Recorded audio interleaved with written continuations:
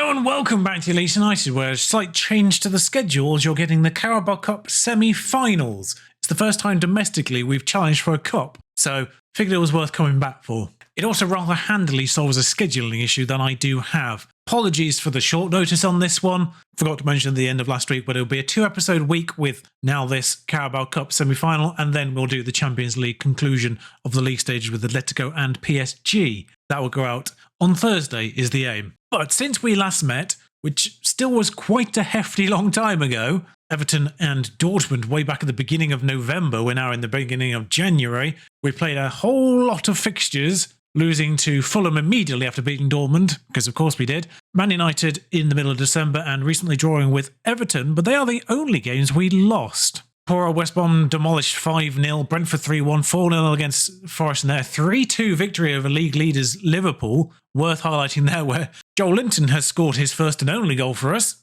and considering Mohamed Salah, don't know why I full named him, considering Salah got a late consolation goal in the end to make it 3-2, Joel Linton's goal did actually make a difference, so thanks Joel Linton. But Norwich, Chelsea 3-0 away from home there. Palace 3-0, 1-0 away at Spurs, which is a big deal because Tyler Adams was sent off before Gomez scored in the second half. Absolutely mugged them off, but then we failed to actually score against Everton. But thankfully, we stopped them at the same time. Wasn't the best of showing from either team, quite frankly, offensively there. The problem is now, despite beating Liverpool, they have only lost one other game this season to Manchester City. Means we are 5 points behind them. And the problem is, I don't see them dropping points. It's a 5-point margin we've got to get back here, and we've still got to play them away from home at some point. So it provides a bit of a dilemma in this January transfer window where there is money to spend that we held on to. Do we try and get someone that will make a difference to the degree of a 5-point swing? We're saying there's been no first team ins or outs at this stage. Joe Gelhardt got a bid from Atletico Madrid, which I managed to get them up to 18 million on. Could have actually got more on that. I can't explain it, but we might be getting 18 million for Joe Gelhardt soon. And it's worth noting our overall balance is only 28 million. We are losing money quite significantly, but our transfer budget is still 62. With a bit of wiggle room on the wages, another 18 million for Joe Gelhardt does give us the money if we wanted to go and get Gvardiol from Newcastle. But 4 clean sheets in a row weirdly coincides with a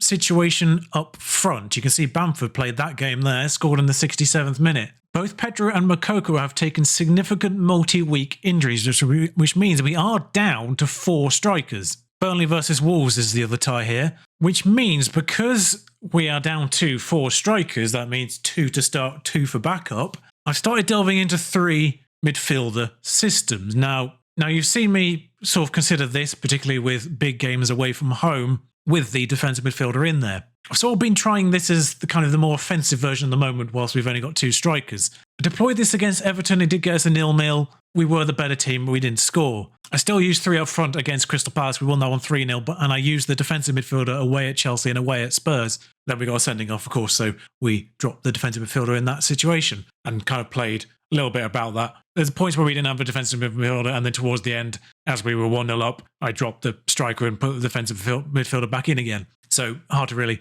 judge on that one. At home to Arsenal, I'm tempted to try this is the strategy. You may have also noticed Dominic Szoboszlai did score 4 goals in one game recently. He has 12 goals in 19 starts, which, considering the majority of this season, and bear in mind he does have 6 penalties, but considering the majority of this season, he's a box-to-box midfielder, that's quite mad. It's also mad that his role hasn't changed from last year, and yet last year he had 17 assists in the league to 3 goals. This year he had 11 goals and 4 assists. It's inverted. I don't know why he's getting more goals and less assists this year. But anyway, it's the home match against Arsenal. Karnaseci and Dika strike, Milenkovic, Skov, Joelinton, Szoboszlai, Santos, Livramento, Nketiah and Gomez up front. Pep Guardiola recently got hired as Arsenal's manager, just to be terrifying, and he has got them up to 7th. I think the middle of the Premier League might be a little bit congested points-wise, because if I remember rightly, when he took over, they were 14th, so it's not been all that long. I've just realised I think I've forgotten to replace Santos with Almada for this match, which was the intention. As strikes on the ball here, gives it to Milenkovic eventually via Szoboszlai. We need to talk about Milenkovic. Milenkovic was hired on a star player contract, which he just gave a fuss about. Joelinton's through. Joelinton scored. Wasn't expecting to say those words in an episode, quite frankly. But Joelinton has beaten Aaron Ramsdale. But we do need to talk about Milenkovic. Somewhat taking the shine off Joel Linton here, but because he was on a star contract, he recently kicked up a fuss. I've just changed his playing time down to regular starters with what he should be on. Bearing in mind he's in a 3-defender system with a team that's in Europe, there's going to be a lot of rotation. But because he recently got a bunch of playing time again, he thinks he's been given the playing time he deserves again, and now the rest of my squad hate the fact I've backed down to him, even though I've literally changed nothing. But they've scored. Tomiyasu doing what we do, really, actually, just getting behind the back line and pinging it across the box for someone to tap into. Defenders just completely switching off, which is always fun. But yeah, that Milenkovic situation is indicative of a game that's working perfectly flawlessly. We've got a free kick here, and Dick has missed. Like, literally every first teamer got upset by the fact that Milenkovic was getting games again. I literally took him out for 2 games in a row because he was tired, and that's when he kicked up the fuss, and then I played him 2 games in a row, and then he no longer kicked up a fuss again. And now the entire squad hates me. Flawless game. Santos to Nketiah, but he doesn't get it, but he does get it, and Gomez is there. Should have actually scored that. Saliba gets in the way. Need to do better here. Dominic, to put this ball in. Where's my short man gone? Genuinely, what the hell just happened there? Fixed the corner is just simply because this tactic wasn't born out of the other 2, so he didn't have the right set pieces loaded. Nketiah, Jesus, Tomiyasu, Jesus again, and could not be easier. It's not got in, but it couldn't be easier if they bloody tried. Still hasn't gone in. You know what would be lovely? Any defensive intelligence. Just any inkling that these players have brains. Burnley are beating Wolves 3-1. What the flip? Right, this isn't our strongest 11, though. We'll bring Aouar and Armada into the midfield, weakening and strengthening at the same time simultaneously. Milenkovic is booked, but we'll have to deal with that. Szoboszlai just because he's tired, Armada because he's better than Santos. 70 minutes on the clock, no further developments. We will take Livramento off for Gotchling, Scott for Ord. Oh, Joel Linton has scored, but Gagliardini. In theory, by the way, just to sort of talk about the tactic, the theory here, that might be a penalty. The theory here is essentially that central midfielder attack becomes that man in between the strikers in the midfield that my assistant manager is constantly obsessed about there being a gap for. Armada will take this penalty. Still get that message with this formation, worth saying, just because there's no attacking midfielders. But in theory, the central midfielder attack does that role. Great penalty by Armada. 2-1, we needed that. And the good news is I encouraged them technically at 1-1 before the penalty was taken there. Got away with that. But yeah, it's a great penalty there. Like, I've been tempted to try and create a 4-man defence system with attacking midfielders and strikers. I attempted to load up last year's Exeter formation, with the 3 strikers and the shadow striker behind. But I figured I'd try and persevere with a 5-back or 3-back. Burnley have demolished Wolves. What the flip has gone on there? Okay, well, we see that one out quite nicely in the end. Don't forget Burnley a championship here. By the way, I keep getting laughable offers for Carnaceci just because his transfer value is still remarkably low. Thankfully, he has no interest in Napoli, but yeah, he has developed. The overall star rating's gone down just because I think people in the squad have got better. I think the overall star rating comparison has shifted, but he has kind of maxed out himself now a little bit, and he now can see to a reasonable degree. Yeah, both his passing and his vision went up to 10. Thankfully, his first touch is still 9, but we managed to get 2 of them up. But the rest of him, really solid. Great positioning, great concentration, great handling, superb communication, command and error reach. The jump and reach is pretty solid too. It's only the agility kind of out of the core attributes that I quite like that's lacking. Yeah, the fact his value is absurd. And especially as he loves big matches too. What? Todd Adams served his 1-match ban, was available for the last 2 games as a result. I think I just forgot about him in that last one. But now he's got 2 further game bans. I mean, I'll just appeal on the basis of the fact that this is not ridiculously organised. You can't let me have a player back and then go, actually, no, we're going to ban him from 2 further games. He was literally available for that game. I just forgot about him. By the way, you might think I'm a little bit ambitious scouting Teo Hernandez, but that's the position I really want to improve because neither of the players there can kind of get better than they already are. There we are, 18 million for Gilhart plus the 20% percentage profit. By the way, I don't know why I get so little money from all my transfers. We do have 100%. I guess it's because of this next thing to Wigan for this particular one, but quite a lot of time I don't get the money. By the way, the only reason I'm selling him is just simply because I never use him. I know he's homegrown, but I just never use him, so I figured he's got 18 months left. Meanwhile, the FA uphold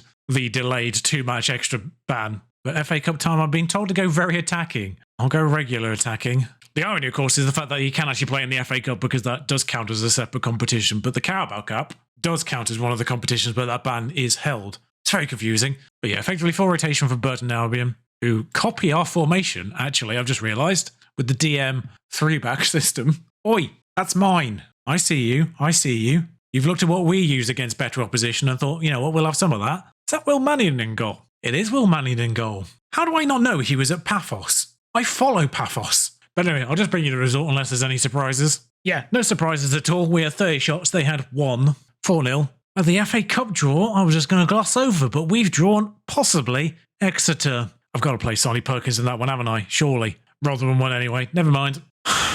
PSG. Oh, PSG, why? Why now? Obviously reject, because it's his laughable value. It's lower than his lowest end of his transfer value to begin with, but discuss the issue. Not offering enough. Oh, 96 is his initial offer. I think I can get this to 120. 106. If they give me 106 million, you can go. Mostly because Gvardiol could cost me 75. Wait, I do have Tyler Adams available? Where's his ban then? I'm so confused. Bamford took a slight knock anyway, but he wasn't going to start regardless. Full strength again for Arsenal. Adams in for the Joel Linton that was in that particular game, and Milovanovic in for Nketiah, just because Milovanovic has scored more goals this year. Nketiah, despite how good he was last year, has only scored 4 this year, and I don't know what's with him. He scored 4 goals in 19 starts, average rating of 7.53. He's pulling a Gomez. In fact, with that in mind, actually, I might start him over Gomez. By the way, in case you're wondering, I know it's a risky time to do it, but I just kind of want to see what the 3 midfielder version of this formation does defensively against good teams and whether or not it's necessary to revert to the ball-winning midfielder version. Because this did okay against Everton away from home, and they're second, or third. They'd have been second if they'd beaten us. But Tomiyasu on the ball now. Finds Smith Rowe. That's wide, but it's not a great start. I did overlook the fact that Cresswell starting this match, not Strike, who would normally start these. Cresswell and Colwell are listed ahead of Strike now in my defender list, so it's also quite useful to get them possibly a little bit of game time, just in case they're not old enough that that's no longer going to develop them. Because I think they're both 22 or 23, and they've still got potential according to star ratings, so it does make sense to give them more game time than Strike, quite frankly, and if they're all the same quality, then let's give one of them a go in middle of defence. But there's Jesus. Milovanovic has nicked the ball, run himself into a spot of bother, going all the way back to the goalkeeper. That is my advance forward, passing it back to my goalkeeper. Literally the 2 furthest people away on the team sheet. But Scott's found Milovanovic again, and we're sort of back to square one a little bit. Zobslai he's at the post, but we don't forget we do carry a 2-1 lead into this game, so as long as we don't lose, they're knackered, actually. I've just realised quite a lot of their players are looking a little bit leggy. Odegaard's hoofed that to Smith Rowe, though. That's one thing the AI will never get tired of. Kicking it straight over your defence. Tomiyasu slips it through to Jesus, and Smith Rowe's behind my defence. He should be offside. He is. Missed anyway, thankfully. But yeah, look at a lot of their players. A lot of them onto yellow hearts already. We're looking all right in comparison. But I'll say I need more possession, and that'll fire them up. What is our possession stat? 40-60. Bloody hell. Odegaard. Corner. I don't like. It's back out to Odegaard after a good clearance initially. Tomiyasu in all of the space. And Ndicka pulling double duty on the marking there. I don't know what happened.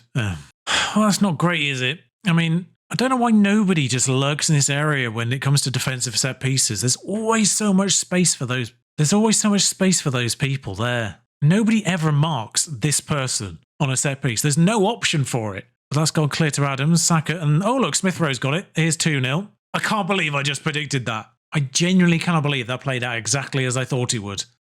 That's ridiculous. I'm just temporarily shoving a second person on the edge of area in case it does it. But nobody ever comes out to them, is my problem. You don't need 2 people on the edge of the area from the original corner. You just need one of the people inside the box to have a brain and come out to block that. Well, they don't. Livramento. And now it leaves you less people in the box to begin with. We've got one back. Milovanovic. Textbook. Apparently it could be offside. I'm pretty certain he's behind the ball, so it must be the pass to Almada that's being question marked. It's awarded. Good, yeah. I'm going to say there's nothing wrong with this. Almada's ahead of Milovanovic when he does the cross, so I don't know what was the question mark. Even Almada seems like comfortably behind them. Nketiah not having the best one. Gomez on. Adams not having a good game. Joel Linton on. Zobslai is tied because he's played a lot of times. Awar on. And Ndicka and Milenkovic are both having horrible games. Carlos actually has let in 2 shots on target out of 2, which isn't fabulous. Livramento is booked. Oh, I forgot to put Gosling back on the bench. It's Albonoz that's on the bench. I'll just have to leave Livramento on as long as possible then. In fairness, Gosling and Albonoz's overalls are about the same at this stage, so swapping both fullbacks. I forgot they had Adeyemi. He's not done anything in this game yet, which worries me. Neither of my central defenders, though. Cresswell, Armada. What are you doing? It worked out because Jesus couldn't see the ball somehow, but Aouar hoofs it. Milovanovic is behind their defenders, but he heads it straight to Gabriel. And Milenkovic has been sent off for, I can only assume, pushing. It feels looks like a ridiculous yellow card. Or DLP Armada and sort of maybe Baldwin defend Joel Linton. That's kind of the best we can do because we haven't got any more substitutes. Also, yes, Cresswell taking the free kick. What the? It's pinged around a bit and hit the bar, and then Ramsdale with an unbelievable save. I think it was Joel Linton who had the second chance. Albanaz, Armada hooks it. Gomez gets under it but heads on to no one because why would you ever attempt to even get it to a teammate? Ramsdale hooks it out to someone I don't recognise, Tomiyasu. Waters could be a new gen, I don't know. Jesus, Anderson. That cannot be Elliot Anderson. No, it isn't. It's Andre Anderson. Okay, Milovanovic is now got the ball. Is he going to play Gomez in? He is going to. That's a wonderful ball through Gomez. Makoko or Pedro wouldn't have missed that. This is where we're missing our best two strikers. Ord's got in the way of that ball, thankfully, and Dicker, Karnasetchi. This goes straight to penalties, I think, if it's a draw. Tomiyasu, Anderson, Jesus, although they're about to make it not a draw, I imagine. Armada, Joel Linton. I don't know why we've had so many red cards this year. That's the third red card this year, and I'm genuinely not sure if we've had a single one up till this point this season. Dodges that challenge. Joel Linton with a... If Joel Linton had scored the winner. How many times have we hit the woodwork? 3 times. And late encourages there's 5 minutes of injury time. Turns out this is the one stage of the competition that doesn't go straight to penalties. My problem is the people I want to change and are my best players. Milovanovic and Armada are knackered. Wait, first set of extra time is just evaporated there. Penalty taking 9.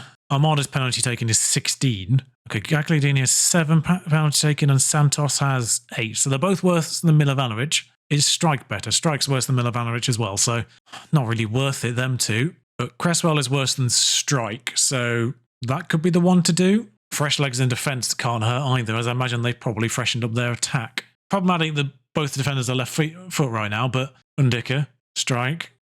I'm not sure why Farissa don't let Strike be the person to mess this up now. That would have been hilarious. Can we just look at the fact they've not changed Tomiyasu at left back or right back? Just target the Tomiyasu side because it is knackered. Tomiyasu was one of the tired players to begin with, and they've not changed him out. And Dicker gets in the way of that. Joel Linton, Almada. There's Ord on the left-hand side as we play through Tomiyasu, who cannot keep up. That is hilarious how bad he is there. What's that happened? How have we hit the post again? We've scored, but I'm angry. That was an unbelievable chain of events that ended up gifting Gomez with like the 3rd chance. He needed 3 attempts to get that goddamn in the goal. That was a horrific pass that should have gone to Aouar in the first place and been a goal. Then Gomez hits the post and then he finally gets the ball in the goal. If he'd pulled a Seko Koita and hit the post twice in a row, I would have cried. If you don't know that reference, don't go back and watch the York Savers 200 episodes. The gift's been brought out a couple of times. Well, we're through. We're through, but I'm exhausted. No penalties needed.